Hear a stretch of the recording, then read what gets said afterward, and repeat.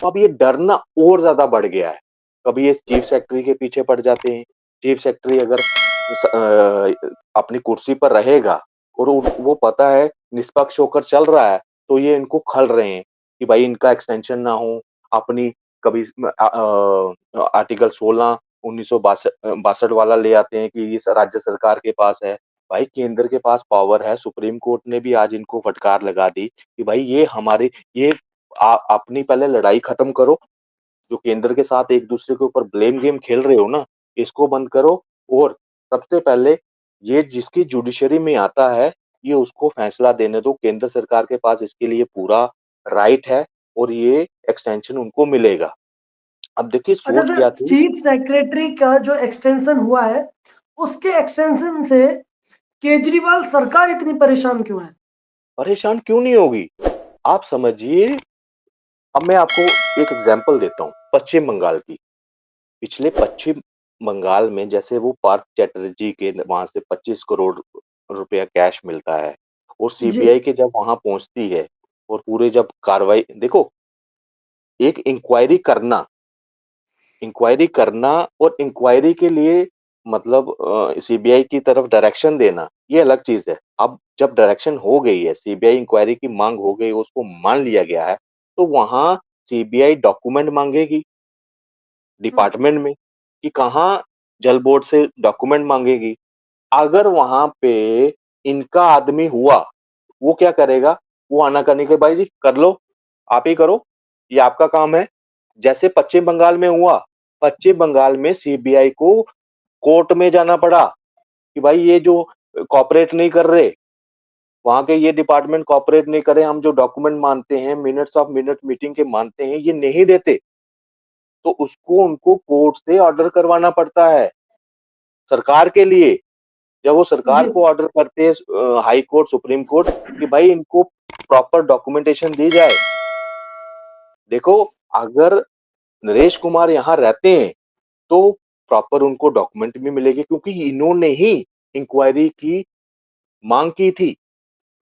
और इवन अगर इनके पास अगर डॉक्यूमेंट्स ये रहेंगे और इनसे सीबीआई पूछती है या ईडी पूछती है कि क्या है, तो जहां डॉक्यूमेंट अगर कोई छुपा भी होगा या किसी और घोटाला भी होगा, वो भी नरेश कुमार सामने रख सकते हैं क्योंकि डायरेक्ट इस वक्त चीफ सेक्रेटरी वो खुद हैं।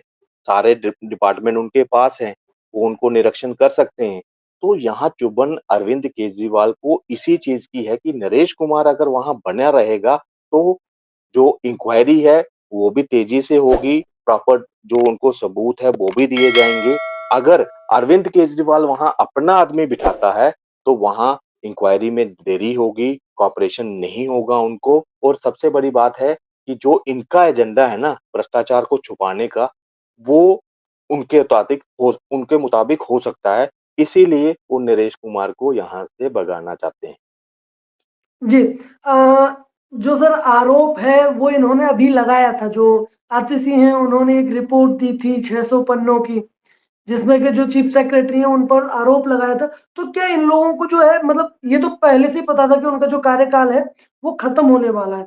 ये जो आरोप जो चीफ सेक्रेटरी पर आम आदमी पार्टी के जो नेता हैं उन्होंने लगाए, तो क्या ये इसलिए था कि इनका जो टेन्योर है वो किसी भी तरीके से एक्सटेंड नहीं हो जाए? बिल्कुल, देखिए जो भी इन्होंने आरोप लगाए वो तथ्यहीन थे। उनके बेटे के ऊपर द्वारका एक्सप्रेस का था वो मैटर। उसमें भी जी, जब इसमें पूरी इंक्वायरी हुई, उसमें भी इनको मतलब मुक्की मिली है। प्रॉपर उसकी भी कोई किसी ने उसको उस बात को नहीं माना। इवन कि उन्होंने कहा कि ये इमेज खराब करने वाला प्रयास है और आम आदमी की पार्टी की तरफ से। इवन कि उसमें ऐसी कोई भी चीज अनियमितताएं नहीं पाई गई है। ये कोर्ट का वहां पे बताया गया कि एक जो ना हनन, ये हनन का तरीका है कि उनका सम्मान का हनन करने का कोशिश की जा रही है। वो इतने प्रतिष्ठित पद पर हैं, अगर आपके पास है ये प्रॉपर एविडेंस नहीं है, जो आप एलिगेशन लगा रहे हो उसमें ये प्रॉपर एलिगेशन नहीं है, तो उसमें भी इनको हार मिली है।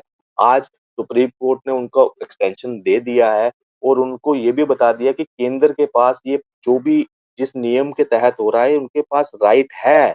उनको प्रॉपर ये अधिकार है कि वो इनका जो एक्सटेंशन है वो बढ़ा सकते हैं चीफ सेक्रेटरी का। जी। तो ये आम आदमी देखो पार्टी का एक ये खलबली भी आरोप है कि जी सर कंटिन्यू करें।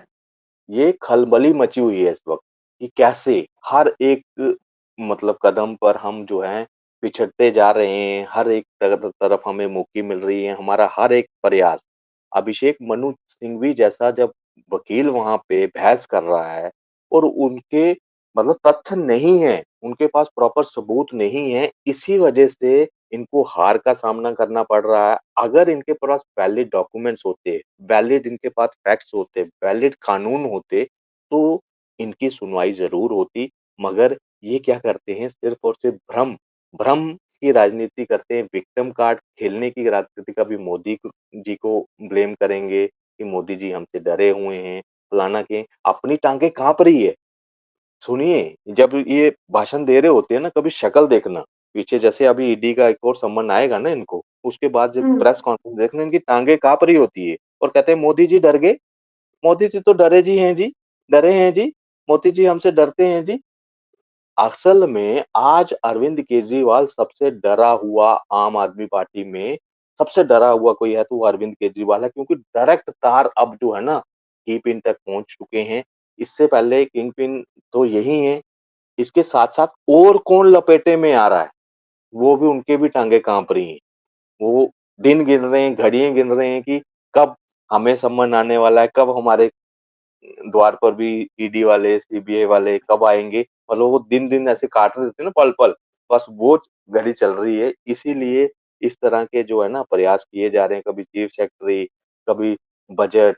अब आपने कहा कि दूसरे लोग यहाँ पे आते हैं तो उनके लिए। मुझे बताइए अंडमान निकोबार के अखबारों में भी अगर अरविंद केजरीवाल के वहाँ पे एडवर्टाइज़मेंट आने लगे वो कहाँ जस्टिफाई होता है? वो तो वेस्टेज ऑफ मनी है। फिर कहते हैं कि न्यूयॉर्क जॉब टाइम में हमारा आर्टिकल छप गया। जिसका 550 करोड़ रुपए का जिसका बजट हो, वो न्यूयॉर्क क्या टाइम क्या वो तो किसी अमेरिका के अखबार में दे सकता है। ये तो मैनेजमेंट है ना, मीडिया मैनेजमेंट हम भी समझते हैं, आप भी समझते हैं। मगर जी। उसपे ढोल पीटा गया था। वही जब रिपोर्ट मोदी जी के फ़ेवर में आती है, तब कहते हैं ये प्रोजेक्ट है, ये स्पॉन्सर्ड है। समझ रहे? तो ये कहीं पे भी अब ये मोदी जी के सामने नहीं टिक पा रहे हैं, इसी वजह से अब ये विक्टिम कार्ड भी खेलेंगे, सब कुछ होगा। जी, ये जो द बायर ये जितना भी जो बिके हुए मीडिया है, उसमें भी इसका जो एक आर्टिकल है वो छपा था जिसके ऊपर द बायर को काफ़ी जो डाँट है वो सुप्रीम कोर्ट ने लगाई थी। ये जो चीफ सेक्रेटरी के बेटे के ऊपर जो आरोप लगे थे, उसमें। तो बिल जो इस मीडिया मैनेजमेंट की आप बात कर रहे हैं, उस मीडिया मैनेजमेंट को जो सुप्रीम कोर्ट है वो भी यही बोल रहा था कि हम भी समझते हैं कि ये कैसे छपा है। बिल्कुल, सुप्रीम देखिए कोर्ट ने भी ये जो टिप्पणी है वो की है। देखिए, ये क्या करते हैं, अब देखिए पिछले कुछ दिनों से, ये पिछले कुछ सालों से एक नया तरह की जिसको बोलते हैं पत्रकारिता सामने आ रही है। पहले क्या होता था पत्रकारिता ये थी कि आप किसी से प्रश्न पूछते थे अगर वो नेता है या कोई भी है, वो अपने व्यूज़ देता था, उसके ऊपर टिप्पणी होती थी और प्रॉपर एक वो अगले दिन वो पेपर पे आ जाती थी। उसका जो भी असर रहता था, वो उसका खुद वो ज़िम्मेदार रहता था। आजकल क्या है, आर्टिकल लिखे जाते हैं, आर्टिकल की मतलब न्यूज़ आर्टिकल बेस्ड है, सोर्स नहीं है। ये सोर्स कहाँ से है? कहाँ से आपको ये मतलब एक ज़िम्मेदारी जो वाली पत्रिका थी ना जो पत्रकारिता थी ना, वो दिन-ब-दिन खत्म हो जा रही है। ये क्या कर रहे हैं, किसी का आर्टिकल उठाएँगे, वो सही है, गलत है, उसपे तथ्य सही हैं, कौन उसका सोर्स है, ऑथेंटिक सोर्स ने किसी ने बोला है, नहीं बोला है, उसको बिना जाँच-पड़ताल किए उसके ऊपर नया आर्टिकल, उसके ऊपर नया विश्लेषण और सिर्फ एक मोदी जी को घेरना है। कोविड के ऊपर कोई अगर ऊपर से ड्रोन वाला शॉट चल रहा है, वो किस लिए लिया गया, कैसे, किसने लिया, उस पे नहीं जाना। बस उस पे अपना प्रोपेगेंडा जो चीनी प्रोपेगेंडा वहाँ से चलता था ना, वो चलाया। ऐसा दिखाया कि भारत सरकार जो है बिल्कुल नाकाम है। इवन वर्ल्ड ने प्रेज़ किया, डब्ल्यूएचओ ने प्रेज़ किया कि हम जिस तरह से एक्सपेक्ट कर रहे थे कि सबसे ज़्यादा अगर तबाही किसी देश में होगी, तो वो हिंदुस्तान में होगी। मगर जिस तरह से मोदी जी ने मैनेजमेंट किया, उसके बाद मतलब हम खुद अचंभित हैं कि इस तरह से भारत को रोक सकते हैं। मतलब इस तरह से भारत जो है मतलब सिर्फ़ अपने ही नहीं और देशों को भी वैक्सीन दे रहा है। एक तो स्वदेशी वैक्सीन, उसके बाद मतलब प्रॉपर एक अच्छा उनके लिए लिखा। मगर इन चीनी पत्रकारों ने क्या किया? सिर्फ़ और सिर्फ़ क्रिटिसिज़्म, झूठी भ्रम फैलाया, मतलब लोगों की जान के साथ भी उस वक़्त खिलवाड़ की। ये सब मीडिया मैनेजमेंट है आज के टाइम पे। 550 करोड़ का अगर बजट है, आपने प्रतीक जी आप भी पत्रकार हैं, मुझे मैं पूरा श्योर हूँ कि आपका आपके लिए ना अरविंद केजरीवाल के दफ्तर के दरवाजे आपके लिए शायद ना खुले हों, क्योंकि आप एक निष्पक्ष पत्रकारिता करते हैं। आप जो सही है, सही बोलते हैं, गलत है, उनको अपने एजेंडे चलाते हैं ना जो लोग, उनकी एंट्री है आम आदमी पार्टी के ऑफिस में। मगर जो लोग भारत सरकार की बात करते हैं या उनकी द्वारा जो काम किए जाते हैं, उनको अगर कोई दिखाता है ना, तो समझो वो शंका है, वो अंधभक्त है, वो गोदी मीडिया है। ये इस तरह का इन जो लेफ्ट लिबरल मीडिया है ना, इन्होंने एक वो नैरेटिव बना दिया गया है। चिंदी अगर मीडिया सर। चीनी मीडिया कह सकते हैं, चिंदी मीडिया कह सकते हैं, क्योंकि ये नहीं दिखाना चाहते। अगर एम्स बने हैं, सर मुझे कोई अगर बोलेगा, मैं ऐसे आप आपके चैनल पे भी कई बार बोला हूँ, मैं अपने एम्स गिनाता हूँ, आईआईटी गिनाता हूँ और मुझे कहते हैं कहाँ बने? वो इनके अनबख्त कहते हैं कहाँ बने? मैंने बोला आओ मेरे साथ, मैं भी आपको विजयपुर लेकर चलता हूँ। वहाँ एम्स चल रहा है, वहाँ क्लासेस भी शुरू हो गई हैं, सब कुछ है। आईआईटी जाना है, मैं आपको आईआईटी में भी ले जाऊँगा। नगरोटा में उसका वो है, आईआईएम हमारे में हमें तो फर्स्ट टाइम मिला है ना, आओ। और जो गुवाहाटी वाले वो बोलते हैं आओ हमारे पास, गोरखपुर वाले बोलते हैं कि आओ हमारे पास, हम आपको एम्स दिखाते हैं, नागपुर वाले बोलते हैं कि आओ हमारे पास। ले जाने की कोई आवश्यकता नहीं है ना। देखिए बात वर्ल्ड अपनी क्लास वर्ल्ड क्लास जब दिल्ली को मोहल्ला क्लिनिक मिले हैं, जिनमें गधे घूमते हैं और दवाइयाँ हैं नहीं, तो इस तरीके की जो जिन्हें वर्ल्ड क्लास की जो में प्रतीक जी फैसिलिटीज़ हैं, जो उन्हें मिल रही मैं हैं। आपको दर्शक हमें देख रहे हैं और यहाँ से नहीं पूरे दुनिया के देखेंगे, दुनिया क्या पूरे हिंदुस्तान के देखेंगे। जिस तरह का जो इनको ये जो ओवर इसको वो बनाया गया है ना, इवन कि इनके अपने अलायंस के बोलते हैं कि ओवर हाइप किया गया है इस चीज़ को। आप प्राइमरी जो हेल्थ सेंटर है ना, प्राइमरी हेल्थ सेंटर पूरे इंडिया के जो एनएचएम के थ्रू है, नेशनल हेल्थ मिशन की तरफ से है या स्टेट एचएम की तरफ से है, आप उन प्राइमरी हेल्थ सेंटर को देखिए। अरविंद केजरीवाल के मोहल्ला क्लिनिक से मैं कहता हूँ लाख दर्जे ऊपर हैं। गाँव में, वहाँ पे एनएचएम जी। पे जो डिस्पेंसरीज़ बनी है वहाँ पे, जाओ विज़िट करो उन पे। शायद आपको उसमें प्रॉपर डॉक्टर भी मिलेगा, दवाइयाँ भी मिलेंगी और प्रॉपर एक टाइमिंग के साथ डॉक्टर मिलते हैं। यहाँ आपको क्या है, आप 2 बजे के बाद आपको कुछ नहीं मिलेगा, 4 बजे के बाद कुछ नहीं मिलेगा। मतलब आधे तो खुले ही नहीं होते, मगर अगर खुले भी हैं, तो एक प्रॉपर टाइमिंग के बाद ये सिर्फ दिखावा था इनका। मैं वही जब आया मैंने प्रॉपर हाइक देखी, मैंने बोला ये तो यार हमारे वहाँ पे प्राइमरी हेल्थ सेंटर है, वो तो शायद इससे बढ़कर है। वहाँ ग्लूकोज़ सब कुछ हो रहा है, दवाइयाँ वहाँ पे फ्री हैं।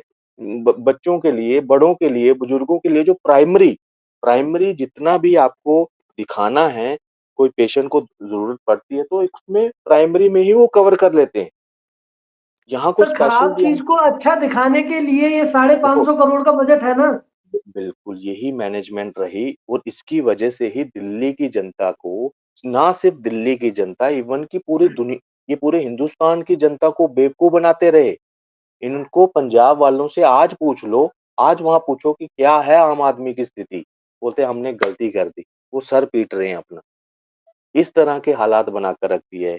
मतलब हर एक वादे में ये आदमी नाकाम रहा है।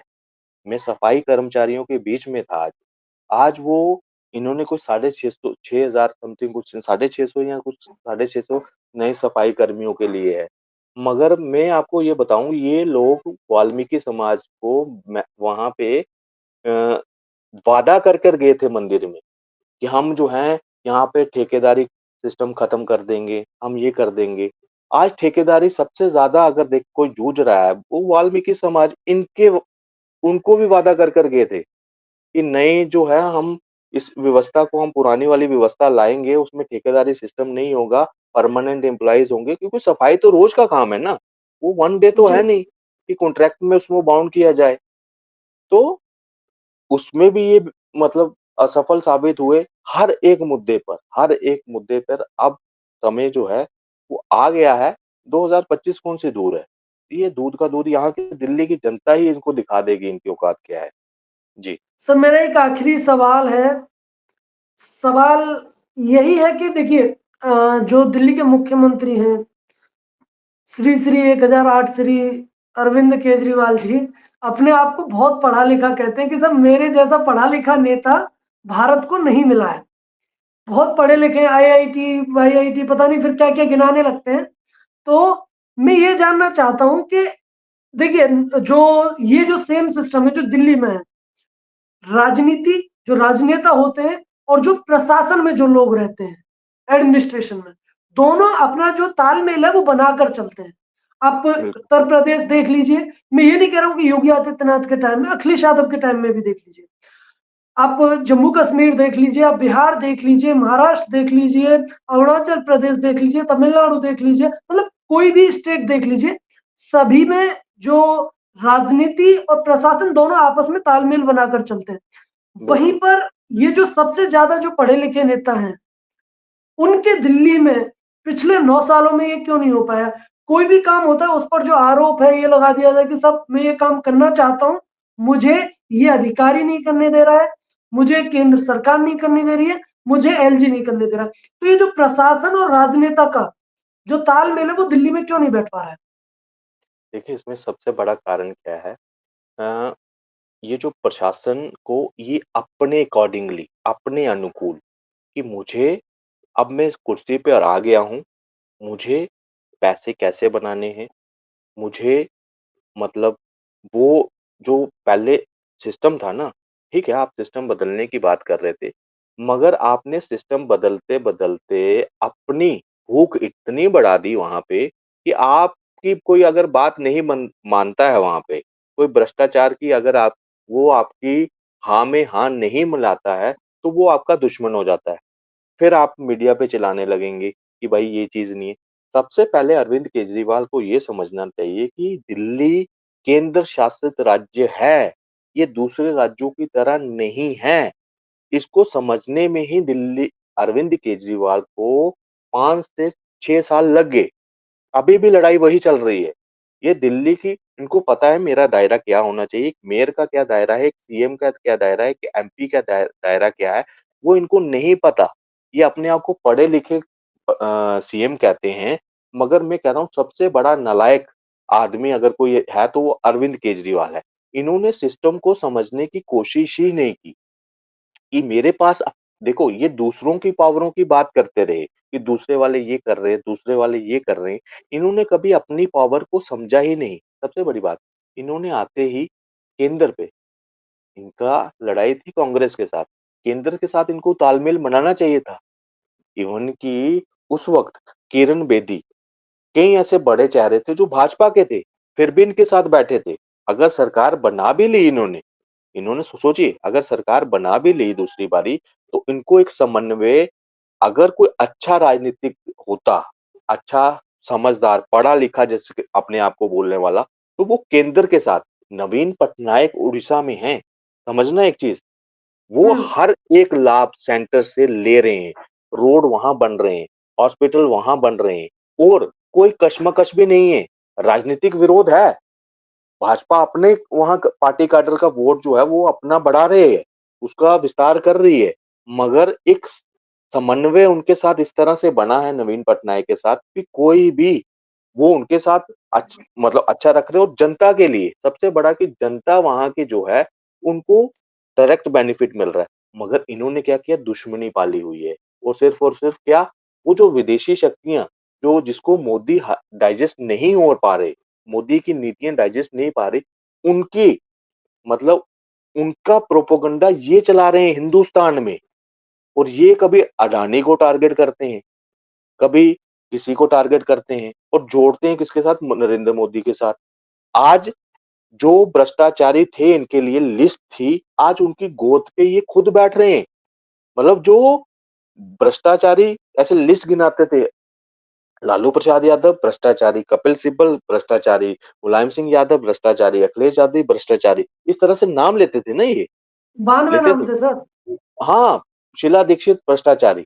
मगर आज ये उनके साथ ही अलायंस में क्यों खड़े हैं? ये कभी सोचा आपने कि ये केंद्र के साथ अपना गुडविल्स क्यों नहीं बना रहे? क्योंकि ये पहले से ही स्पॉन्सर्ड, ये उनके एजेंट बन चुके हैं यहाँ पे। इनको तभी कोई भी हितकारी अगर यहाँ पे रैपिड वाला ये बन गया, तो उसमें वाहवाही कहीं किसकी आएगी? बोलेंगे देखो ये बन गया, नरेंद्र मोदी की एक और तमगा लग गया उनको। तो ये नहीं चाहते, ये गंद डालकर रख रहे हैं। और यहाँ दिल्ली में कोई भी आता है ना, तो वो ये सोचता है कि यहाँ पे दिल्ली में मोदी जी बैठते हैं, तो भाई ये उन्होंने काम ही नहीं करवाया यहाँ पे। ये एक एक प्लानिंग ये भी है कि प्रॉपर काम, ये अपना रिपोर्ट कार्ड इस वजह से भी अच्छा नहीं करते कि कहीं क्रेडिट जो है मोदी जी को ना मिल जाए। जी, समझने वाली। तो ये नालायक लोग हैं, मैं दोबारा बोलता हूँ, ये पढ़े-लिखे गँवार लोग हैं। इनको राजनीतिक अभी तक समझ नहीं आई। ये सोच रहे हैं हम गद्दी पे बैठ गए हैं, अब ठूसना है अंदर। जितना मर्ज़ी आप पता नहीं दूसरी बारी मौका मिलना है या नहीं मिलना है, तो इसी बारी इतना लूट जाओ कि हमारी 7 पुश्तें जो हैं खाक। मगर यहाँ भूल गए हैं, यहाँ नरेंद्र मोदी की सरकार है। वो मुँह से जो खाया है ना, वो निकाल कर हलक में हाथ देकर निकालेंगे।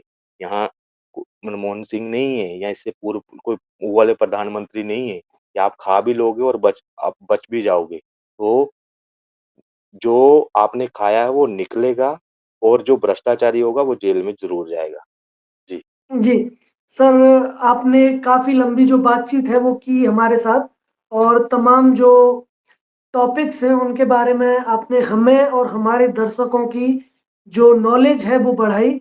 और ये जो लड़ाई है, चाहे वो चीफ सेक्रेटरी या फिर दूसरे अधिकारी हों, ये दिल्ली के अंदर और दिल्ली सरकार को और अरविंद केजरीवाल को ये समझना पड़ेगा कि एक केंद्र शासित प्रदेश की जो पावर्स हैं, वो क्या होती है, और एक जो है, जो फुल स्टेटहुड जिसे मिला हुआ है, जैसे उत्तर प्रदेश है, उसकी जो पावर है वो अलग है। तो कहीं न कहीं अरविंद केजरीवाल को, जो कि काफ़ी पढ़े लिखे हैं, तो अपनी जो नॉलेज है उसे और बढ़ाएँगे और इसके बारे में भी जो जानकारी है वो इकट्ठा करेंगे और पढ़ेंगे, और उस पर जो अमल है वो करेंगे। सर, आप हमारे साथ जुड़े, आपका बहुत-बहुत धन्यवाद। बहुत-बहुत धन्यवाद प्रतीक जी।